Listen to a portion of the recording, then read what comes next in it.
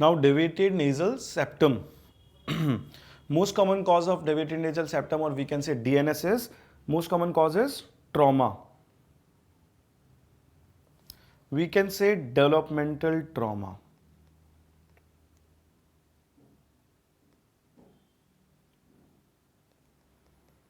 So DNS का most common cause is trauma, that is developmental trauma, or we can say birth trauma. What do you mean by developmental trauma? एक बार नाक बन गया उसके बाद भी कॉन्स्टेंटली नाक पे प्रेशर पड़ता है, फिंगर नोज ट्रॉमा होता है, जो भी होता है. So with the time it also get deviated. So that is developmental trauma. And what else? Developmental disorder of palate. अगर क्लेफ्ट पैलेट है, हाई आर्च पैलेट है, हाई आर्च पैलेट होगी तो क्या होगा? सो जो सेप्टम है जो यहां पे रेस्ट कर रहा है उस पर प्रेशर पड़ेगा, ऊपर की तरफ जाएगा तो it may be deviated. Okay, so high arch palette.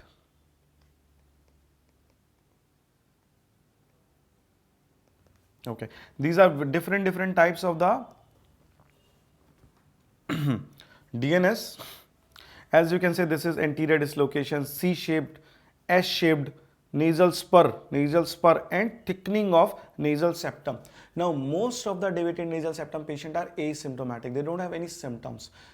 If symptoms are present, what can be the symptoms? Firstly, nasal obstruction, headache, sinusitis, nasal bleeding can occur. So nasal discharge, nasal blockage, headache, facial pain because of the maxillary or ethmoidal sinusitis, bleeding, anosmia, smell will be decreased, external deformity, and sometime DNS may result in serous otitis media. We have discussed because of the eustachian tube dysfunction.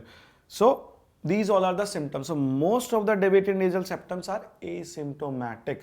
Now one question arises frequently, they asked ki if a patient of DNS presented to the OPD, so should we do the surgery or not?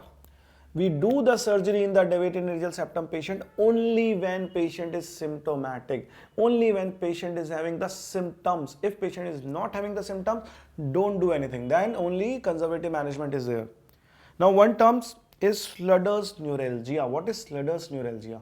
It is the pressure of middle turbinate on the anterior ethmoidal nerve. उस वजह से क्या होगा? Patient को nasal bridge पे constant pain होता रहता है. ठीक है? So Schleder's neuralgia is ethmoidal neuralgia, that is pressure of middle turbinate on anterior ethmoidal nerve. अब हमने देखा था DNS के लिए when we discuss about the nasal valve. What was the nasal valve?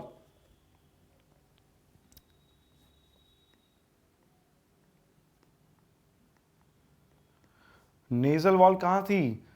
एक तरफ तो था इंफीरियर टर्बिनेट, एक तरफ था सेप्टम, और ऊपर क्या थी? Roof. Roof was upper little cartilage.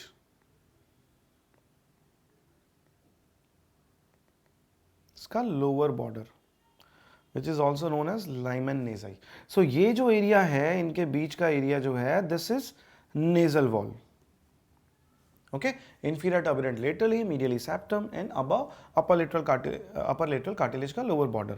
So अगर किसी patient में nasal blockage है, that means nasal valve which is the narrowest area that is blocked. So there is a test to check the patency of nasal valve. What we will do? हम लोग दो finger से nasolabial fold को ऐसे खींचेंगे, laterally खींचेंगे.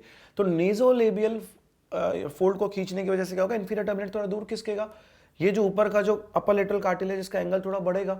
सो अगर patient को इंप्रूवमेंट इन सिम्टम्स आ रहा है, अगर पेशेंट के सिम्टम्स इंप्रूव हो रहे हैं, इसका मतलब क्या है? द कॉज में भी डीएनएस और द टर्बिनेट हाइपरट्रॉफी, क्योंकि करते ही पेशेंट के सिम्टम्स इंप्रूव हो रहे हैं. Okay, so just do the Cottle test to check the nasal wall patency and it will tell us about DNS और turbinate hypertrophy.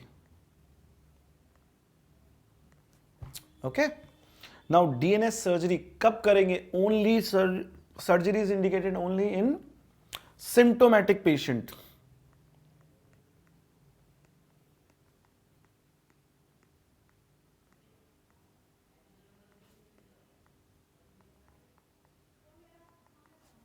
Okay, if patient is symptomatic then we will do the DNS surgery.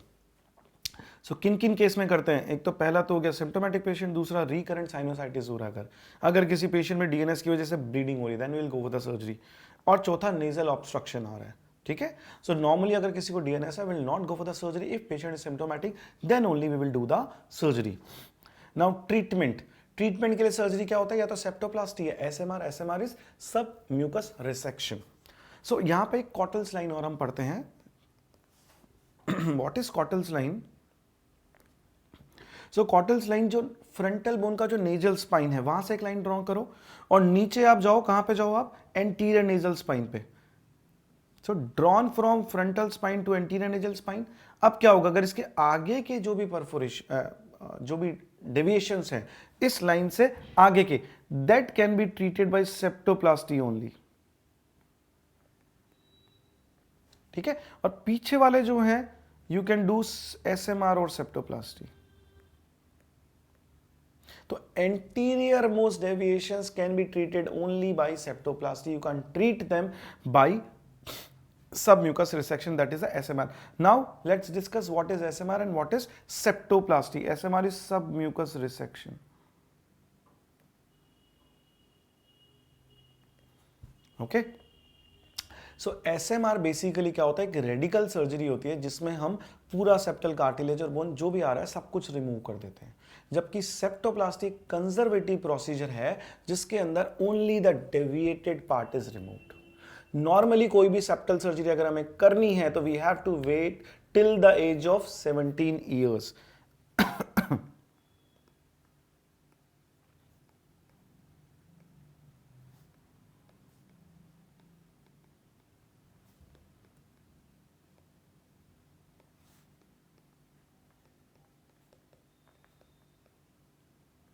Okay, and white so क्योंकि उससे पहले हम कोई surgery करेंगे तो यहाँ जो ओसिफिकेशन सेंटर है वो भी रिमूव हो जाएंगे, उससे नोज का डेवलपमेंट अफेक्ट हो जाएगा। बिफोर दैट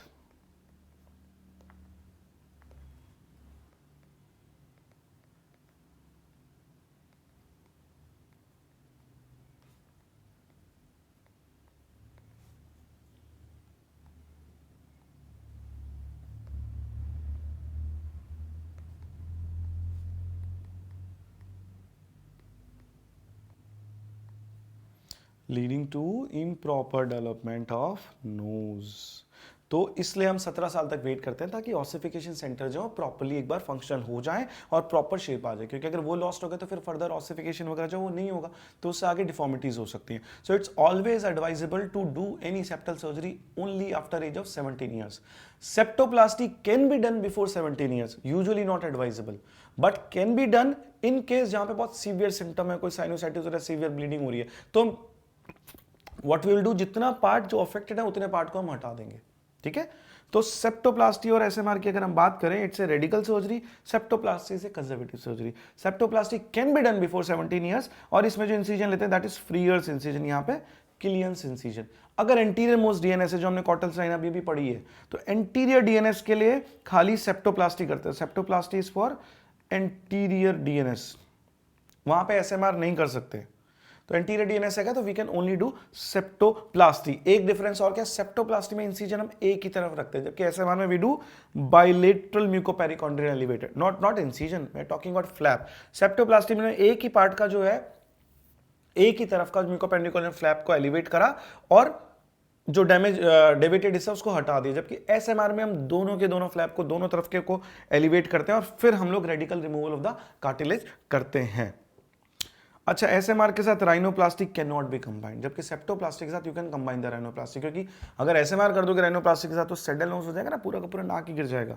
सो कॉम्प्लिकेशन ज्यादा किसमें होंगी, एसएमआर में, क्योंकि वो रेडिकल सर्जरी है, इसलिए वहां पे कॉम्प्लिकेशंस काफी ज्यादा होती हैं। So that's all about septoplasty. क्या क्या याद रखने की बात है, 17 साल से पहले नहीं करना चाहिए, अगर करना भी है तो we can only do septoplasty. और कॉटल्स लाइन का क्या यूज होता है, anterior to Cottle's line is septoplasty advisable. Anterior dislocation है तो we can do only septoplasty. Surgery in DNS patient is required और advisable only when the patient is having symptoms. Now another term is septal haematoma. क्या होता है, कई बार कोई surgery या कोई तरह का ट्रॉमा के कारण जो सेप्टम होता है ना, सेप्टम का पहले तो बनता कैसे है, सेप्टम बीच में तो कार्टिलेज और बोन होती है ऐसे, ठीक है, कार्टिलेज और बोन, उनके दोनों तरफ म्यूकोपेरिकॉन्ड्रियम होता है। तो ये बेसिकली सेप्टम की एनाटॉमी होती है, दोनों तरफ म्यूकोपेरिकॉन्ड्रियम। अब किसी वजह से कोई ट्रॉमा लगा या पोस्ट सर्जरी या वॉट एवर इट इज, कई बार यहां पे ब्लड इकट्ठा हो जाएगा between the mucoperichondrium and the septal cartilage और सेप्टल बोन। उस वजह से क्या होगा, ये ब्लड इसको पुश करेगा, अगर पुश करेगा तो ये ऐसे बल्ज आउट हो जाएगा दोनों तरफ का। बल्ज आउट हो गया कैसा नजर आएगा, बिकॉज ब्लड यहां पे फिल्ड है तो ये पूरा रेड कलर का सा नजर आने लगेगा। Okay, similar picture is shown here.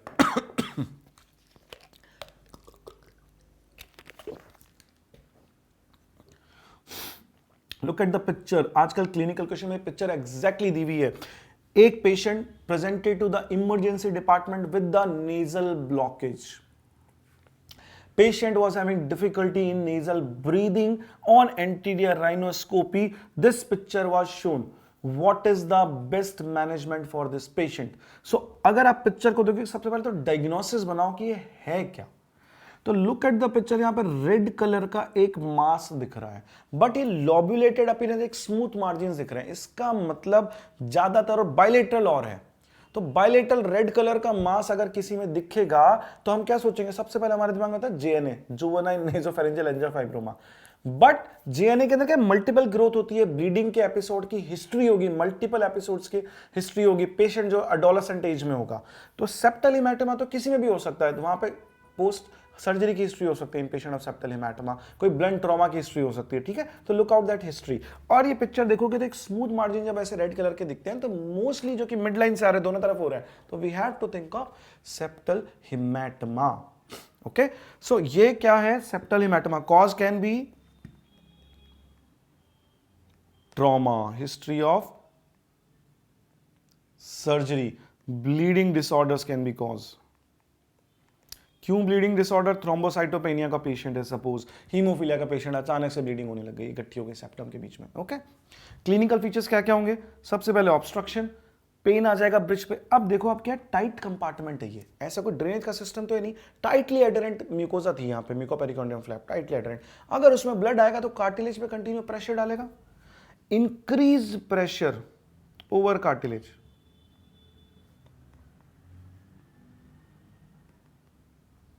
क्या होगा इससे, कार्टिलेज का नेक्रोसिस हो सकता है।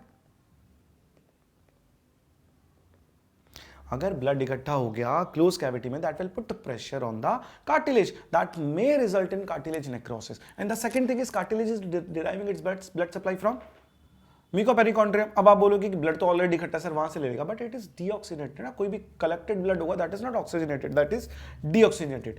एनीवे, वो प्रेशर आया, उससे कार्टिलेज डैमेज हो गई। तो क्या सेप्टल हेमाटोमा को हम ऐसे ही छोड़ सकते हैं, नहीं। क्यों नहीं छोड़ सकते, पहली चीज तो नेजल ब्लॉकेज है, ब्रीदिंग डिफिकल्टी, डिस्पनिया हो सकता है। सेकंड चीज, जितना टाइम छोड़ेंगे कार्टिलेज नेक्रोसिस होगा, इस नेक्रोसिस में बैक्टीरिया में InvIT and they form the abscess and this comes in the dangerous area of the face. So any infection और थ्रोम्बोएम्बोलिक event can directly goes into cavernous sinus and may result in certain complications. So clinical feature में क्या आएगा, patient का नाक बंद हो जाएगा, थोड़ा नेजल ब्रीथ में पेन आएगा, बट यहाँ फीवर नहीं है अभी तक। फीवर क्यों नहीं है, there is no bacterial infection, there is no पस।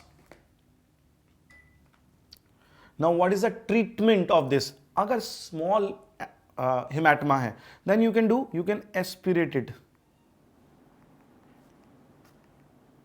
with wide bore needle, but अगर लार्ज है तो what we can do, IND, incision करके उसको ड्रेन कर दो। इसमें इंसीजन की शेप क्या लूंगा मैं, अगर इस तरह हेमाटोमा है सपोज, तो मैं कैसे रखूंगा, एक वर्टिकल रखे, थोड़ा एल शेप, ताकि दोनों तरफ से ग्रेविटी का ड्रेनेज हो जाए। तो सी शेप या एल शेप इंसीजन जनरली हम रखते हैं ताकि ग्रेविटी ड्रेनेज हो, ठीक है। तो हम क्या करेंगे, IND कर देंगे, ठीक है। That's about septal haematoma. Aspirate कर लो, थोड़ा फ्लूइड है, ज्यादा है हमें लग रहा है, तो IND करो, ठीक है। और अगर यहां पे क्या है, चांसेस ऑफ कार्टिलेज नेक्रोसिस रहता है, अगर कोई कार्टिलेज का पार्ट नेक्रोज्ड हो गया then we have to remove it, otherwise IND करके उस फ्लूइड को ड्रेन कर दो। और साथ में यहां पे एंटीबायोटिक सपोर्ट्स भी हम देते हैं जनरली। क्यों देते हैं, क्योंकि chances of cartilage necrosis and abscess formation, वो डायरेक्टली कैवर्नस साइनस में जा सकता है, तो to avoid that complication we do it.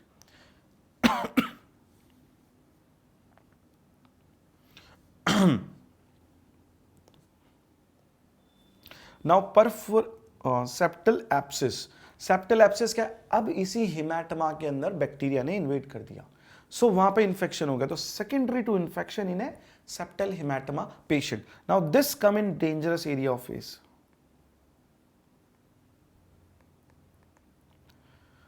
there are chances of cavernous sinus thrombosis.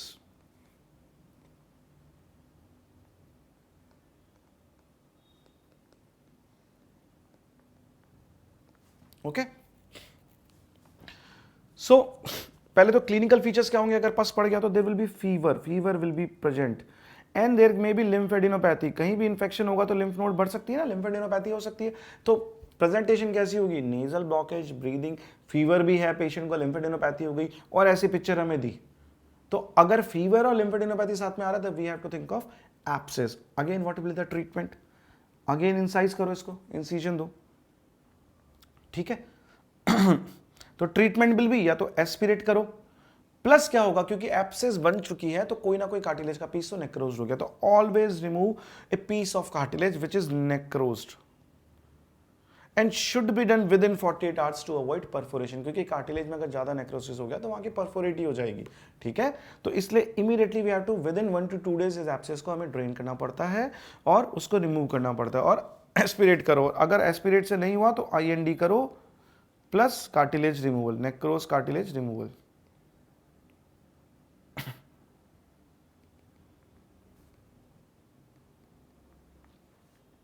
ठीक है, so this is a picture showing abscess. Incision की मैंने बताया सी शेप इंसिजन लेते हैं यहाँ पे, C shape, L shape incision is preferred.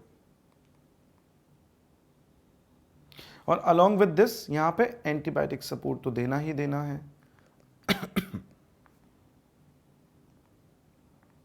Okay, any abscess, septal abscess, it should, surgery should be done under GA, क्योंकि डेंजरस एरिया, ज्यादा manipulate करने पे कई बार इन्फेक्शन ऊपर चला जाता है, पेशेंट अगर जोर लगाएगा, दर्द होगा, कुछ होगा, तो so it should be done, preferably it should be done under GA। Now complication क्या हो सकती है, सैडल नॉन डिफॉर्मिटी, नाक ब्रिज फॉल डाउन हो जाएगा, हो सकता है क्योंकि कार्टिलेज का नेक्रोसिस हो रहा है। Then there can be perforation, there can be cavernous sinus thrombosis और meningitis. Now perforation of septum और सेडल परफोरेशन, कारण क्या क्या होंगे, most common cause is traumatic perforation. कैसे traumatic, post septal surgery, surgery कर रहे हैं उस टाइम फ्लैप ढंग से नहीं हुआ तो हो गया। तो most common cause is post septal surgery, septal की परफोरेशन लाइक SMR करेंगे तो there are more chances of septal perforation, that is traumatic perforation, it is most common cause. तो सेप्टल परफोरेशन का most common cause is septal trauma, basically traumatic perforation.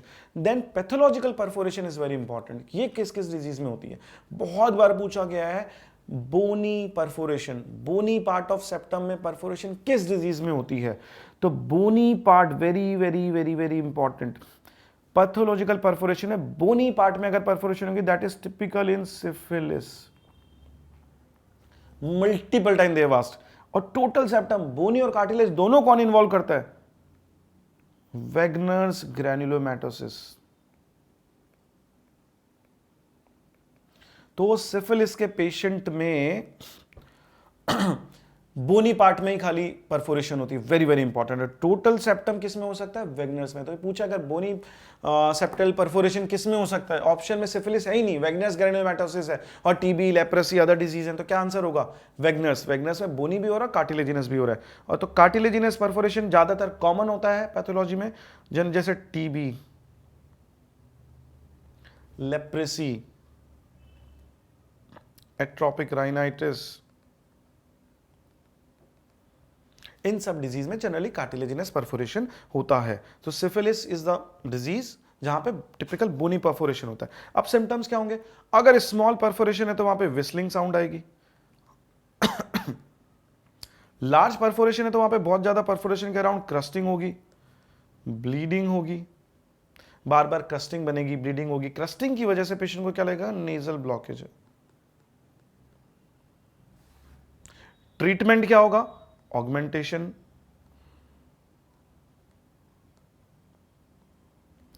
Septoplasty, सेप्टोराइनोप्लास्टी you can say.